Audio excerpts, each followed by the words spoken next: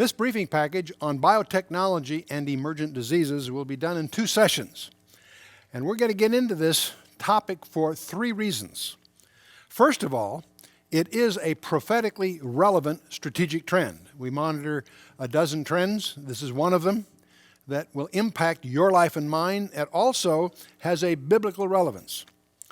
But a second reason that we're undertaking this review is that biotechnology offers one of the most profound epistemological discoveries of our time. Epistemology is the study of knowledge, its scope and limits. And microbiology has shattered the foundations of our assumptions about reality. And the evidence for intelligent design is overwhelming. The third reason that we want to get into this is that biotechnology is one of the most potentially dangerous technologies in the hands of the unbridled. Now, it's prophetically relevant in a number of places. In Matthew 24, that intimate discourse by Jesus with his insiders, his 4 key disciples, he says, "For nation shall rise against nation, and kingdom against kingdom, and there shall be famines and pestilences and earthquakes in divers places. All these are the beginning of birth pangs," or sorrows. A very famous passage, but I want you to notice among these series of catastrophic signs of our times, is pestilences. We also find that Jesus goes on to say, "Except those days should be shortened, there should no flesh be saved. But for the elect's sake, those days shall be shortened." You know, most people don't recognize that verse 22 of Matthew 24 is a technology statement. If we were reading that verse, say during the Civil War, in say 1860 or so, that might not have the impact on us because we can't visualize the world wiping itself out with muskets and bayonets. And yet, the nuclear cloud, for one, hangs over every geopolitical decision on the planet Earth. And also, in addition, the potential of biological weapons is really quite terrifying. In the book of Revelation, most of us have recognized that it has a heptadic structure, a 7-fold structure. There are 7 seals and then 7 trumpets and 7 bowls. And the first 4 seals of the 7 seals are called the 4 horsemen. They've become an idiom in our literature, the 4 horsemen of the apocalypse. There's a white horse, a red horse, and a black horse, representing conquest, wars, and famine. And the 4th one is the green horse. The word is actually chloros, translated pale in your Bible probably, but it's actually green. It's a chloros, a color of chlorine, the green horse. And it, of course, is death. And it says in Revelation chapter 6, verse 7, starting, it says, "When he had opened the 4th seal, I heard the voice of the 4th beast say, 'Come and see.' And I looked, and behold, a pale horse," or if I may, chloros horse, "and his name that sat on him was Death, and hell followed with him. And power was given unto them over a 4th part of the earth, to kill with the sword, and with hunger, and with death, and with the beasts of the earth." Now we should recognize that these beasts are not necessarily 4-footed mammals. These beasts could be beasts that you have to look at through a microscope. And we get to Ezekiel 14, "Thus saith the Lord God, how much more when I send my 4 sword judgments on Jerusalem, the sword, the famine, and the noisome beast, and the pestilence, to cut off from it man and beast," and so forth. So we find these echoes throughout the prophetic scriptures, 4 sword judgments, and pestilence being one of the climactic ones. Well, let's talk a little bit about reemergent and deliberate diseases. We don't think of deliberate diseases very often, but this is the dark side, if you will, of our global health report. You know, with the advent of antibiotics about 50 years ago, scientists predicted the end of death and suffering from infectious diseases. That was 50 years ago. But during the past 25 years, however, we have witnessed the reemergence and geographical spread of well-known diseases, including tuberculosis, malaria, cholera, often in more virulent and drug-resistant forms than before. So things have gotten more precarious than ever. Diseases that were once thought to be obsolete have once again become a global threat.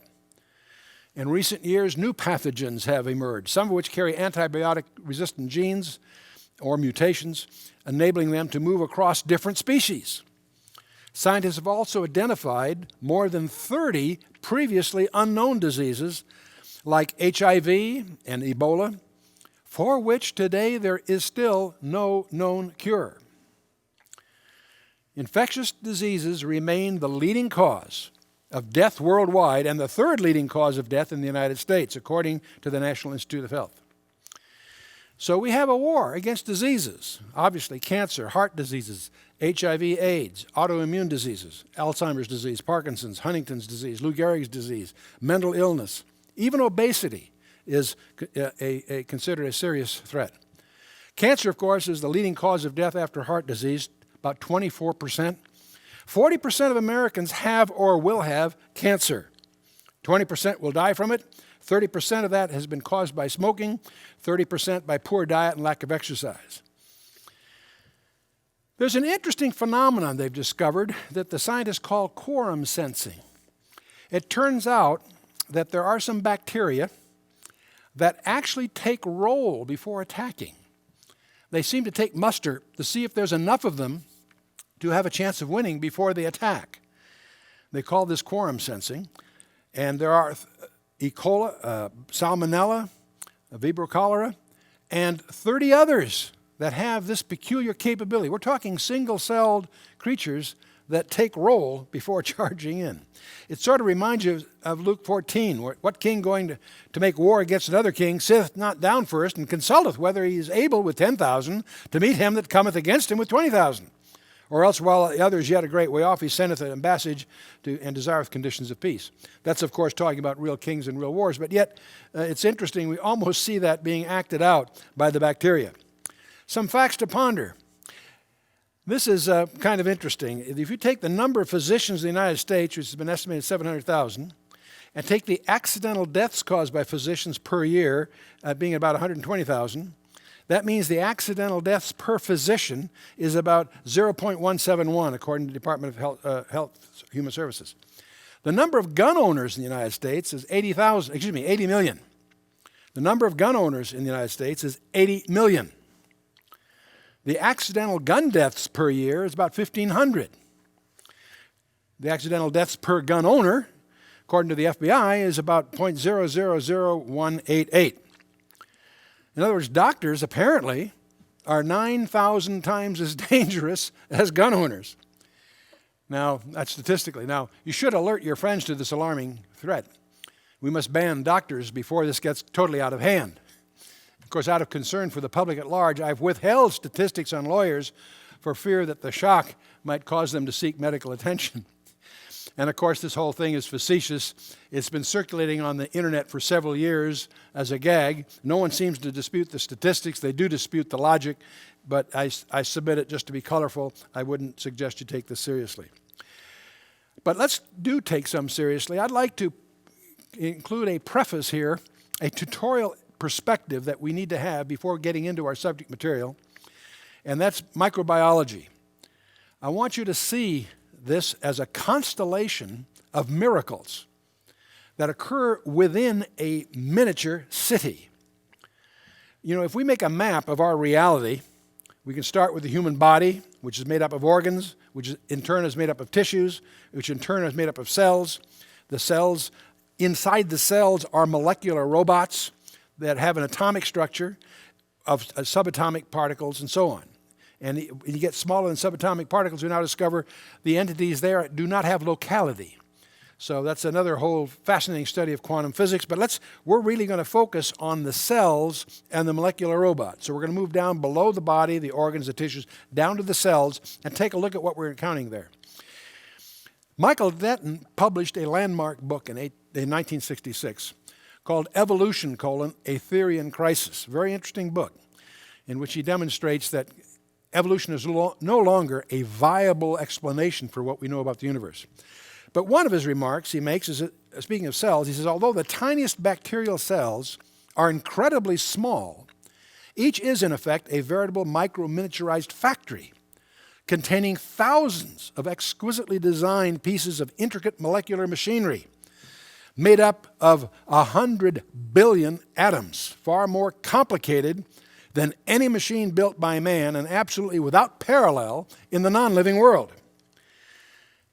Darwin used to like to talk about the simple cell. We've all heard about the so-called simple cell. It turns out it doesn't exist. The simplest cell we can encounter has unparalleled complexity and adaptive design. It has a central memory bank. It has assembly plants and processing units, repackaging and shipping centers, robot machines, protein molecules that are robot machines, typically consisting of 3,000 atoms in three-dimensional configurations. It has hundreds of thousands different specific types. It has elaborate communication systems and quality control and repair mechanisms throughout. If we were to make a model of a simple cell, let's imagine a model that's 1,000 million times larger than reality.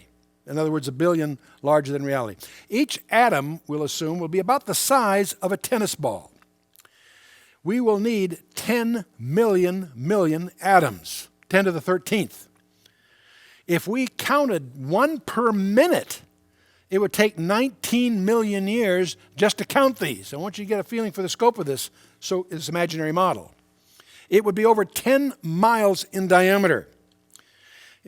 So the real cell, of course, is enclosed by a plasma membrane, which has gateways that control exchanges going in and going out with signal receptors.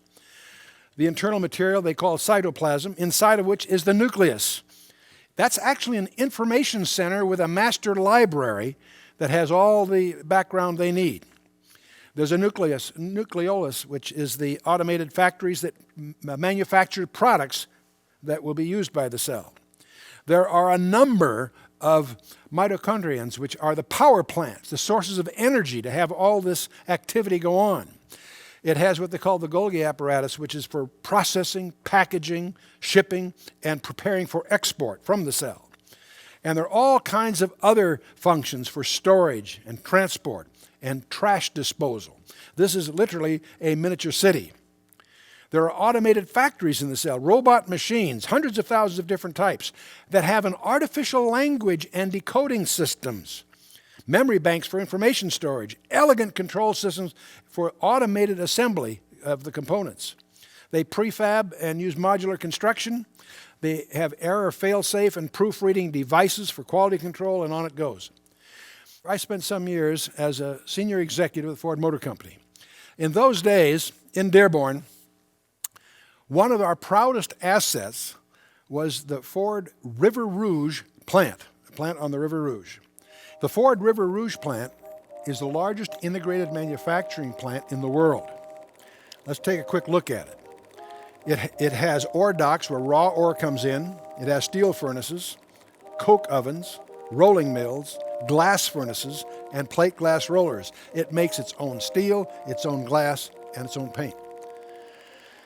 It consists of 93 buildings, a tire-making plant, a stamping plant, an engine casting plant, a frame and assembly plant, a radiator plant, tool and die plant, paper mill, and a soybean conversion plant.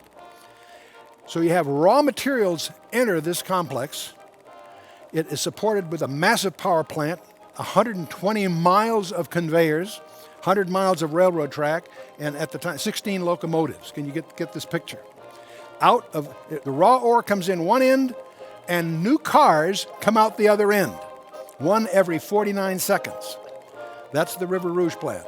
Well worth a tour, even today with its reduced scale. Let's make a technology comparison. The Ford River Rouge plant has raw limestone, iron ore, coal going one end. It manufactures its own steel and glass and paint.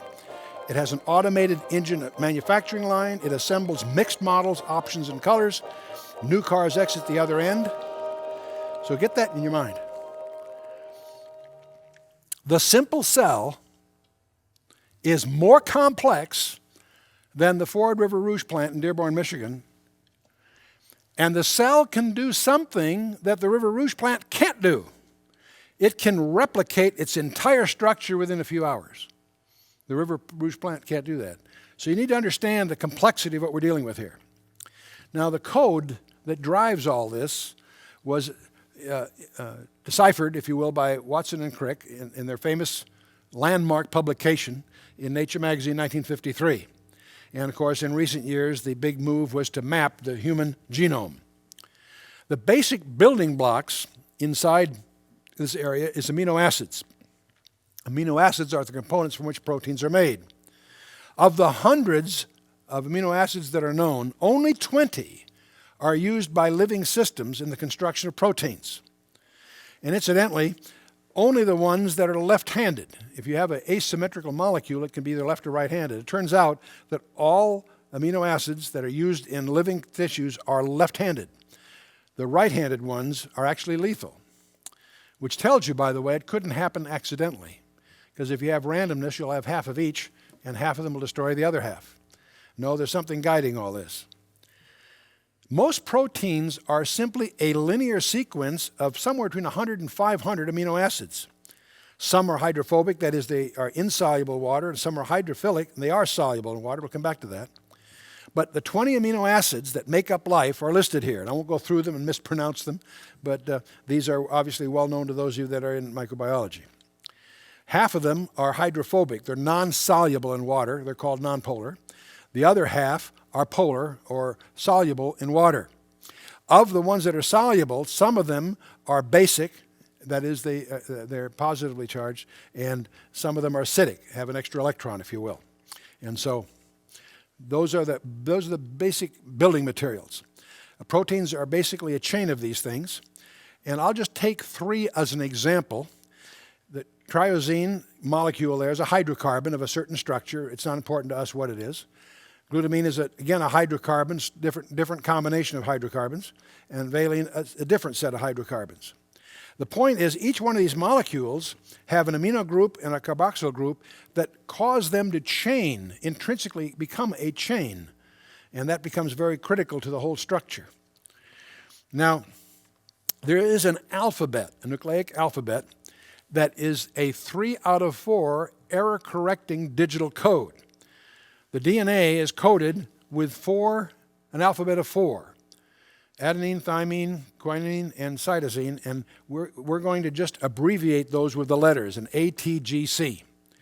It turns out those molecules are such that they have a natural affinity in pairs. You can take 3 of those 4, and by using 3 of those 4, you can code any one of the 20 amino acids that make up life. You actually even have some space for punctuation, stop and start codes, if you will. But that's the DNA code. And it can be presented another way, circularly, but that is the famous DNA code. And it has start and stop codes and so forth. Now, as we take this alphabet, we can take those in pairs. The A's and the T's and the G's and C's have a tendency to naturally link with each other. So if we make a molecule of a chain of those things, it will intrinsically pull a matching pair alongside it, if you will. When it splits right down the middle, the matching pairs will join them, and this, in effect, gives you a code that is intrinsically, that will copy itself. Because you can tear this in half and end up with 2 copies of the same thing. It's an intrinsically self-replicating code because of the complementary pairs. Now, the way this all works, the DNA is the master blueprint for everything else going on, but you don't take it out of the library. You make a copy of it to work from, a working copy.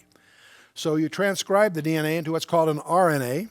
That's like a photocopy, if you will, and that RNA will be used then at the factory floor to manufacture the proteins that become the functional machines that are going to be needed.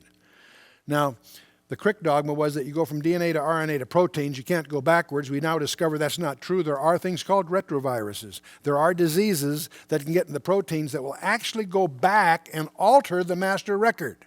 And that's where we get genetically transmittable diseases. Now, if we take the DNA, what happens, interestingly enough, you take a stream of codes that make up the DNA, you make a copy of that called the RNA, then the RNA is edited. The machines take certain segments out of it. These are called introns. They're removed. And what's left is resealed up to be the messenger RNA that goes to the factory floor. The point I'd like to make is interesting is that we have here an equidistant letter sequence, the same kind of codes that we find in the Bible, strangely enough. These introns are labeled in many textbooks as junk DNA. Scientists felt that the introns were removed because they apparently have no functional purpose in producing proteins, so they thought that these are just left over from evolution or some past time. They call it junk DNA. The shocker is they now have discovered two things. Number one, that the junk DNA, as it's called, actually has an architectural role in what follows.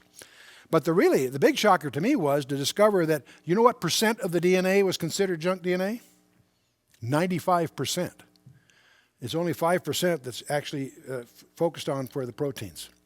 Now, when you get the RNA, there's a slight change in the code, but it works the same way. Instead of the ATGC, we're going to have AUGC, but that's just a mechanical thing.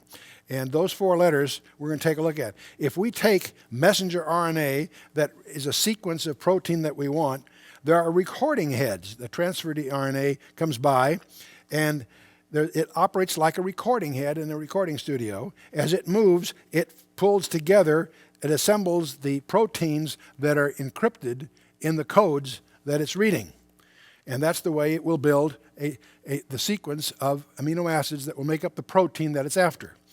It can make up several 100,000 different kinds of machines. This is a machine building another machine. Now, negatively charged groups will associate with positively charged groups. The hydrophobic side of the chains will stack in the center, and the hydrophilic will arrange themselves in surface contact. So depending on its polarities and depending on its relationship to water, it will take a three-dimensional shape that allows it to perform the functions that it's designed for. The final stable three-dimensional shape, the minimum energy conformation, is dictated by the specific amino acid sequence. Now, one of the things you need to get a feeling for is the ultimate technology is not the medium in which the codes are expressed. Thoughts are always expressed in a language. Try to think of the difference between the technology of conveyance versus the technology of content. Or putting it another way, the media versus the manuscript. Did the ink write the book? You can talk a lot about ink and paper and technology of bookmaking. It's got nothing to do with the thoughts and the meaning of the words in the book. Understand the differences here. The elements of language includes semantics. Every element has a meaning. The famous one-bit binary message in Paul Revere's Ride, the light across the river was one if by land, two if by sea. That was the semantics. That one light told them what they needed to know. But it also required syntax. That piece of information had to be in the right expected place. And the Old North Church, a lantern that was somewhere else didn't have any meaning. And so the most advanced computers could not have broken Paul Revere's code because it was a digital code. It was an arbitrary definition. Now, did this happen by random accident, or is it evidence design? Obviously, that whole procedure, the code across the river, Paul Revere's response to that was by arrangement. Someone designed that procedure. Now, at this point, I'd like to show you something. I have here a string of beads. I should explain how this came about. I was in my workshop, and I happened to spill a bunch of black and white beads on the floor. As I picked them up, I said I didn't want that to happen again, so I decided to put them on a string. I picked them up randomly and put them on the string. And here they are. There's a bunch of beads here. But as I looked at it, I noticed something very strange. I noticed there's some black, there's two white ones. That in Morse code is an I. Dit is an I. Then a dashed dot, that's an N in Morse code. And then there's a T and an H. And I realized this spells a message in Morse code. In the beginning, B-E-G, in the beginning, God created the heaven and the earth. In this string of beads in Morse code spells out the first verse in the Bible. In the beginning, God created the heaven and the earth. And that happened by random chance. You're laughing, you're smiling. Would I lie to you? Yeah, probably. No, obviously, as I tell this story, trying to be serious, you tell right away I'm putting you on, because you know in your heart of hearts that it's not likely that these beads were arrived in any specific order. It happens to be Genesis 1:1. You haven't done the math, but if I take the alphabet of 2 and multiply it by the number of beads in the chain, the probability of any particular sequence is 1 part in 2 raised to that power, 347th power. And if you run that math out, it's equivalent to 10 with 104 zeros after it, which is defined in physics as absurd. So your instinct in disbelieving my little story is well placed, even though you may not have the math.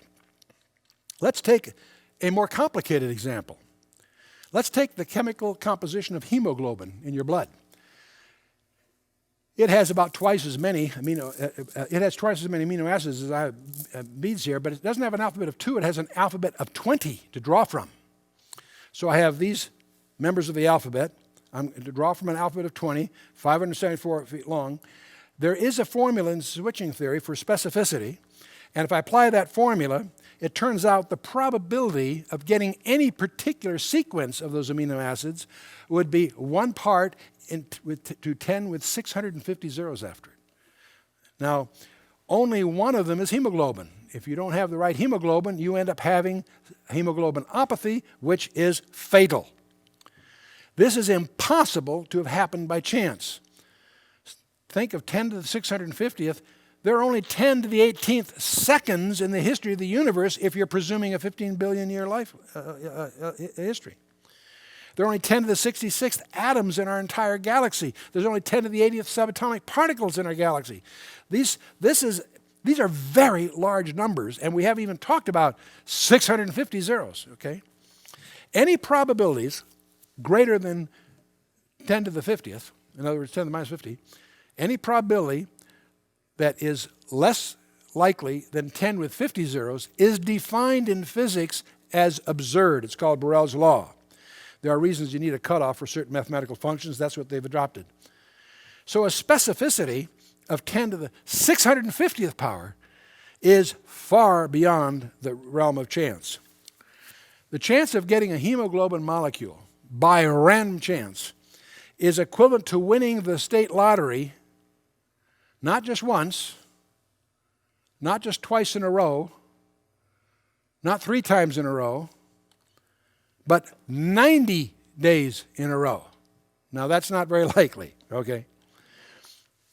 This is one of the reasons that we know from the Bible that God made the beasts of the earth after his kind, the cattle after their kind, and everything that creepeth upon the earth after his kind. God saw that it was good. Why? They are digitally defined. Species are digitally defined. Let's take another example that's useful, I think. Let's take a single-celled creature called a monocelled bacteria, and it's driven through the fluid by a flagellum, a little tail that wiggles. We're going to examine just the part of this little tail and discover it doesn't just wiggle, it spins. And as we look at that more carefully, we discover that it's a very elegantly designed motor. It has about 40 parts, any one of which is missing, it doesn't work. It's got D-rings and studs and all kinds of rotors and so forth. And so I'm suggesting that this is evidence of very skillful design, not the operation of random chance. Let me give you just one little errand to do. Let's make a model of the DNA, and let's put it large enough so that we can deal with it. I want you to imagine yourself faced with this problem. The DNA, we're going to make it equivalent to 2 strands of monofilament fishing line, 125 miles long, and you're going to have to store this in a basketball without tangling. In fact, you want to design this system so that this 125-mile pair of fishing lines can be unzipped, copied, and then restored on spools. You're going to do all of this at 3 times the speed of an airplane propeller, and you got to do this again and again and again where it never gets tangled up. How would you design such a thing? By random chance? Hardly. No, by incredibly skillful design. See, the basic question that faces us, which came first, the DNA or the proteins? You can't have proteins without the DNA, and you can't have DNA without the proteins. It takes protein to construct DNA, and it takes the DNA code to make the protein.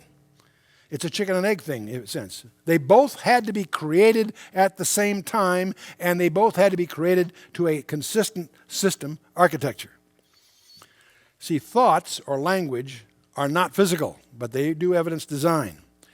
So the problem that the Darwinians have, they cannot explain the origin of life because they cannot explain the origin of information. And that's one of the central mysteries that lies behind the whole biotechnology thing. Let's take a look at Psalm 19. The heavens declare the glory of God. The firmament showeth his handiwork. Day unto day uttereth speech, and night unto night showeth knowledge. There is no speech or language where their voice is not heard. Their line has gone out throughout all the earth, and their words to the end of the world. I want you to notice in this verse the information science that roots at this. The heavens declare the day-to-day uttereth speech, showeth knowledge. So no speech or language where their voice is not heard. Their words. You notice that it's the thoughts and the language that undergird the entire universe. So the origin of information cannot be explained. Irreducible complexity refutes design by accident or chance. The irreducible complexity example of the motor on a bacteria flagellum. One of the things the cell undergoes is an incredible choreography every time it splits. Everybody knows where to go and what to do. It's like a ballet. That alone defies random theories. Digital codes demand pre-planning. They don't happen by chance. No system dependent upon subsystems can survive random failures. If you have a group of systems put together to be an overall system, and its livelihood depends on all the systems working, it cannot survive the failure of any one of those systems. It cannot survive random failures. It's interesting to realize that all life comes from previous life. All cells derive from preceding cells. We have been unable to manufacture any single synthetic cell. That speaks volumes. Let's take another example. Let's talk about leaves for a minute. The brilliance of autumn leaves is due to the presence of accessory leaf pigments that normally assist in the plant photosynthesis by capturing specific wavelengths of light. These pigments become visible, of course, when the leaf dies in the fall. If we look at the anatomy of a leaf, it is incredibly complex, in which there's carbon dioxide absorbed by the leaf, there's water transferred to where it needs to go. It's a complex system design. Let's take the leaf apart for a minute. Light hits the leaf, and carbon dioxide hits the leaf, and all life derives from the light, which incidentally was the first quote of God in the Bible. The so-called Calvin cycle involves a complex electron transfer between two pigments, what's called the P700 and the P650. It's named after the wavelengths of light that it responds to, and a whole bunch of enzymes that process the carbon fixation, the glucose fabrication, and the aspiration of the air. It adds water to all of this, and out comes a hydrocarbon. And a hydrocarbon can be of any of several different sizes. This happens to be a glucose carbon, and if you count up the carbon, so forth, you'll discover that when all this is done, they've got some oxygen left over. So the light and the CO2 hit the leaf along with water, and out comes the sugar, the glucose. But it has oxygen left over, which it expirates to the air. So we all know that process. The air comes from the leaf, carbon dioxide goes to the leaf. Photosynthesis really means to build with light. And so what we have in leaves is sugar factories producing millions of new glucose molecules per second. Most plants produce more glucose than they can use and store themselves. And so the carbohydrates get stored in roots and stems and leaves and so forth. Each year, photosynthesizing organisms produce about 170 billion metric tons of extra carbohydrates, about 30 metric tons for every person on the planet Earth. So the plants produce the oxygen and the sugar that the animals of all kinds, we included, need the oxygen and the sugar in various forms. The animals give off the CO2, which the plants need to complete the cycle. I want you to notice the complexity of both, not just the complexity of the animals, the complexity of the plants, but the fact that they're designed for each other. They can't exist, one can't exist without the other. Again, you've got evidence, you've got the fingerprints of the system designer all over this thing. Paul Davies, who's an atheistic scientist, brilliant man, published many books. He says, it seems as though somebody has fine-tuned the nature's numbers to make the universe. The impression of design is overwhelming. Those are his words. What he's describing is called by scientists what they call the anthropic principle. As they look at the universe in any field of science, and you look at the mathematics involved, it's as if everything has been tuned to fit man, to make man's life possible. And that's why they call it the anthropic principle. And it's interesting because it certainly has been. The appearance that the universe was designed for man, if you construct a mathematical model of what we believe we know about the universe, there are hundreds of delicate ratios that if altered the slightest, 1 part in 100,000 in one case, it would render life impossible. And of course, that sort of echoes in Psalm 139. For thou hast possessed my reins, thou hast covered me in my mother's womb. I will praise thee, for I am fearfully and wonderfully made. Marvelous are thy works, and that my soul knoweth right well. Thine eyes did see my substance, yet being incomplete, and in thy book all my members were written, which in continuance were fashioned, when as yet there was none of them. We were designed. So with that background, let's turn to microbiology, which I'm going to call the new Sorcerer's Apprentice, tampering with the engines of creation. You may recall the Sorcerer's Apprentice.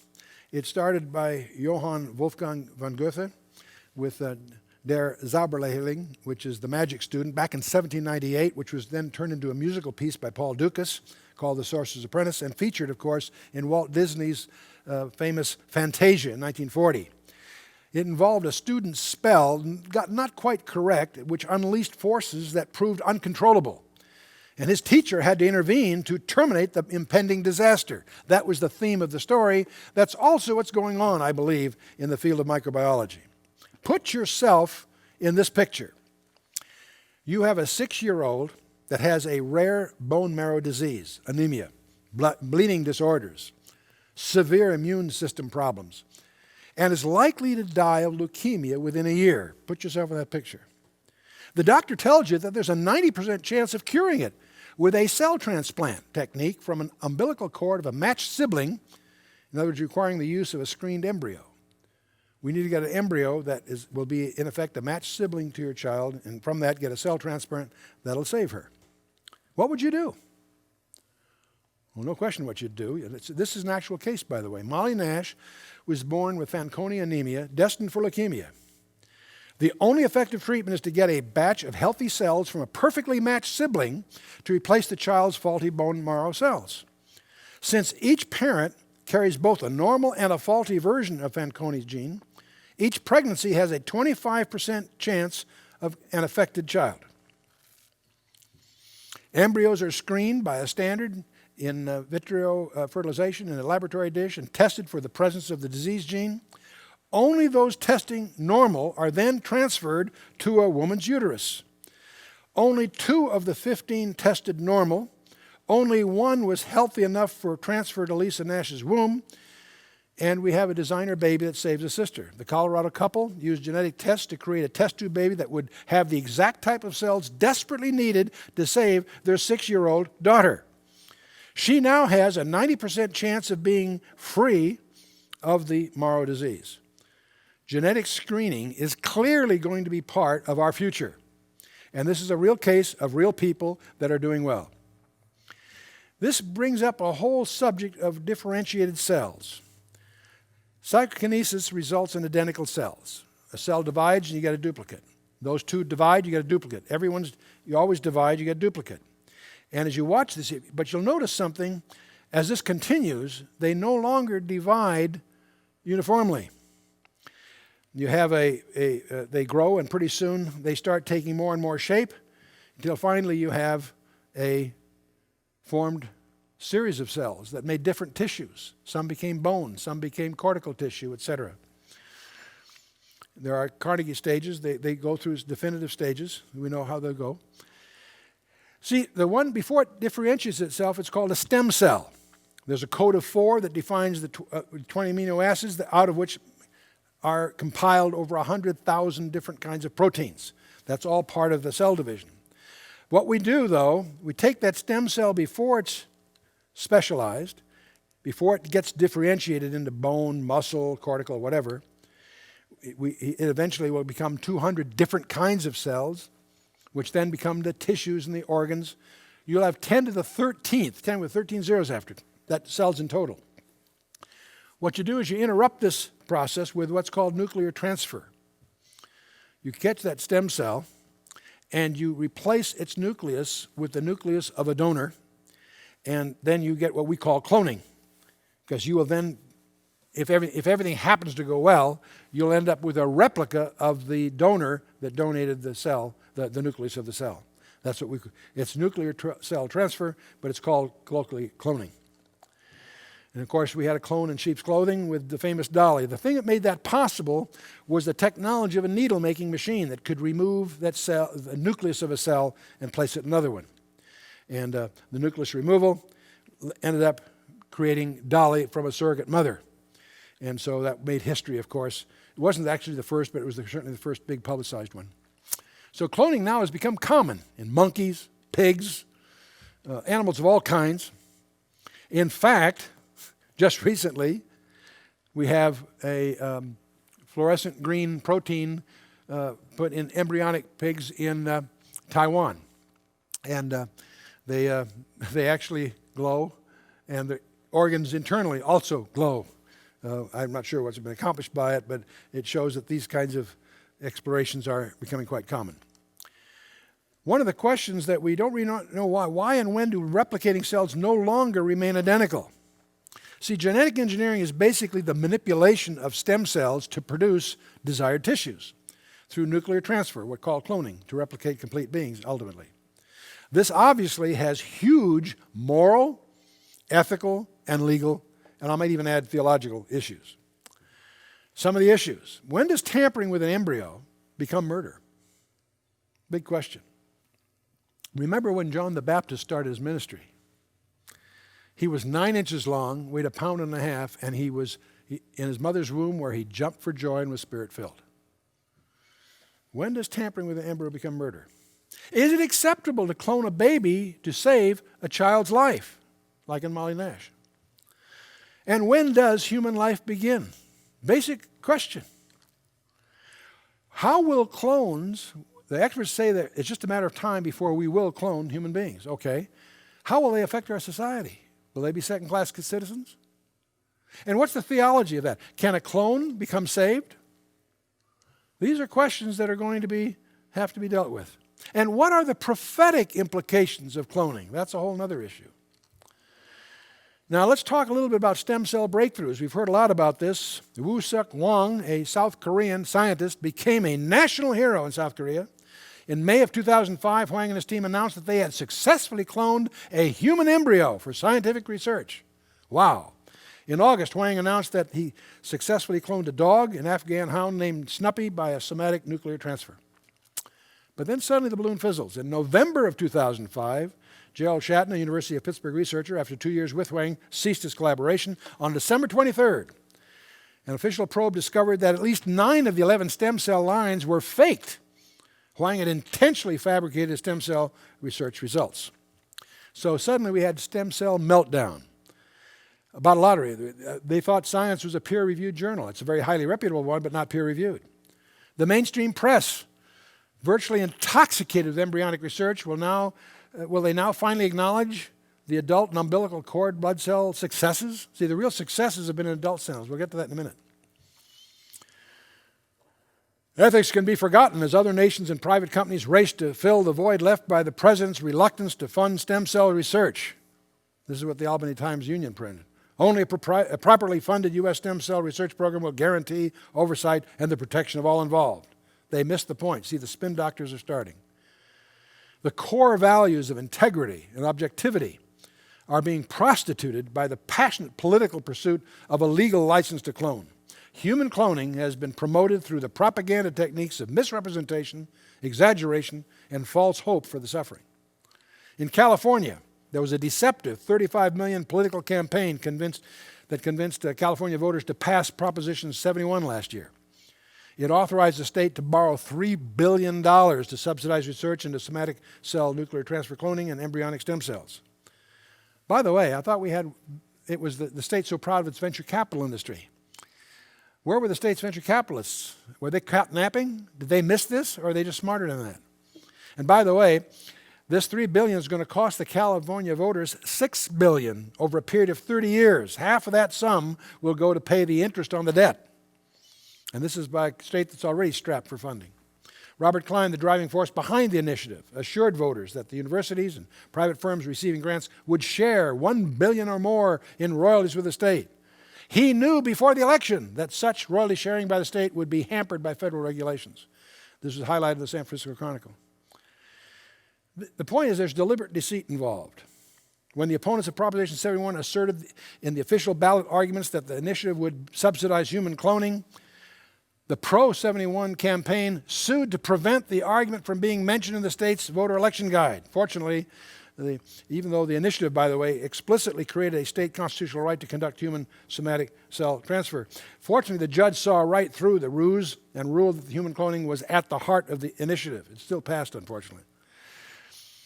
This ongoing hype reached cruel heights in the wake of President Reagan's death from Alzheimer's disease. Human cloning advocates argued that Alzheimer's could be cured if only the impediments to federally funded embryonic stem cell research were pushed out of the way. That's more than a long shot. Alzheimer's is extremely unlikely to ever be effectively treated with stem cells, whether cloned or natural. Stem cell experts reluctantly confess of all the diseases that might someday be cured by embryonic stem cell treatments, Alzheimer's is among the least likely to benefit. They were just taking advantage of the politics here. And it's all because Alzheimer's is a whole brain disease that involves the loss of huge numbers and varieties of brains, 100 billion nerve cells, and countless connections among them. This is all published in the Washington Post and elsewhere. If stem cells have little practical potential to treat Alzheimer's, why do proponents of cloned embryo research continue to invoke a cure for Alzheimer's in their sales pitches?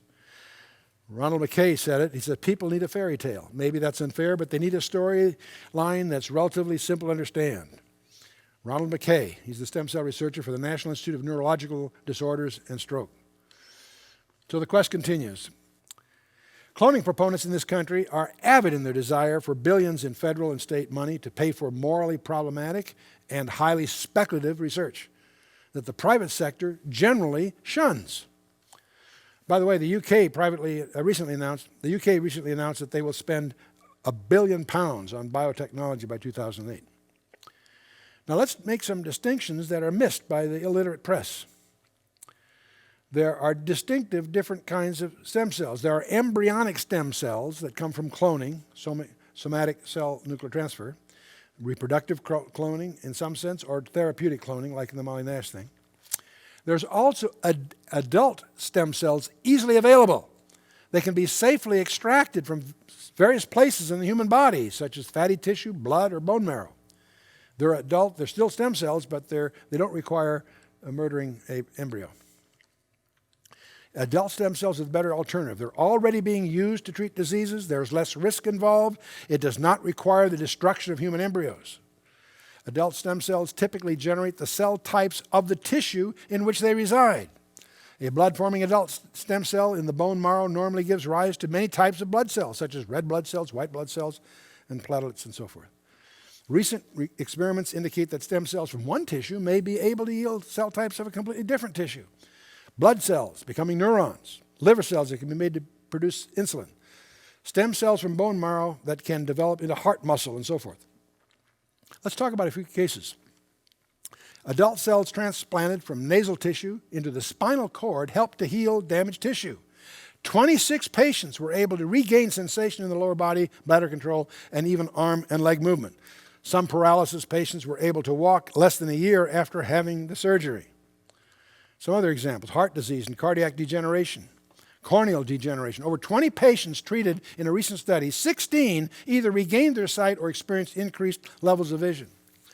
Autoimmune diseases, such as lupus, Crohn's, multiple sclerosis, and even diabetes have been treated using adult stem cells. Of 250 diabetics, 200 did not have to take insulin shots for over a year after having adult stem cell transplants.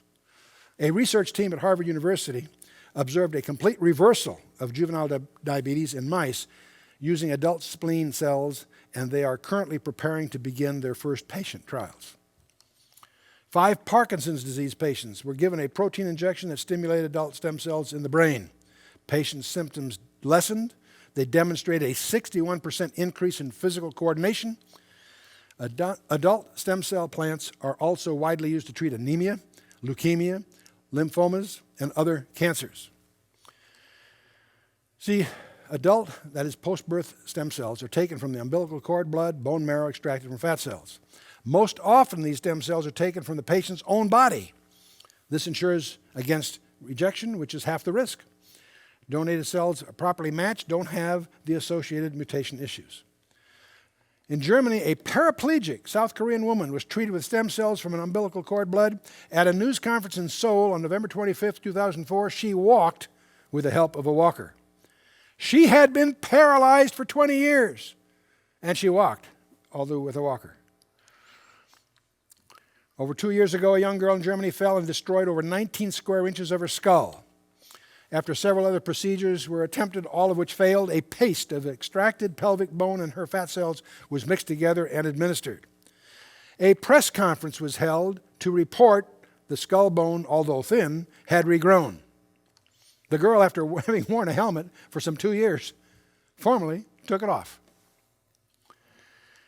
At the Heart Institute in Houston, Texas, 4 out of a group of 5 severely sick Brazilian heart patients were taken off the heart transplant list. Doctors harvested some of the patient's own bone marrow, injected into their hearts. The patients had such an increase in blood supply after the procedure that in October 2003, they were no longer in need of a transplant. The 4 were part of a larger group of 14 that were reported to have improved heart function. Cancer patients. Researchers in Texas developed a method of delivering cancer-fighting interferon beta through the use of stem cells taken from bone marrow. And since stem cells have an apparent affinity to aid growth, they are attracted to tumors. Once the stem cells have been manipulated with the interferon beta, they become targeted missiles aimed at the cancerous tumor, leaving healthy cells untouched. This is still in the animal research stage, but should get approval for human testing this year. And since the patient's own cells are used with proper screening, there's little danger. Others include degenerative blindness, diabetes, muscular dystrophy, Parkinson's disease, leukemia, and so forth. If we're truly attempting to do away with paralysis, genetic disease, and systemic deficiencies, adult stem cell therapy appears to be an answer. The debate on stem cell research shouldn't be over the ethics of using fetal stem cells, but on whether they're even necessary to solving our medical needs. And there are all kinds of potential genetic remedies for mental retardation, muscular dystrophy, cystic fibrosis, and the list goes on. I want you to look at the scoreboard. Embryonic stem cells, 0. Adult stem cells in the thousands. That's the scoreboard. Hardly seems like a game worth watching, doesn't it? The adult stem cells are the answer, and they don't have the controversy. In our next session, we're going to take the dark side of all of this. I'll call it the Pandora's box. We're talking about chimera, agrogenetics, genetic athletes, and the biblical precedents. See you in the next session.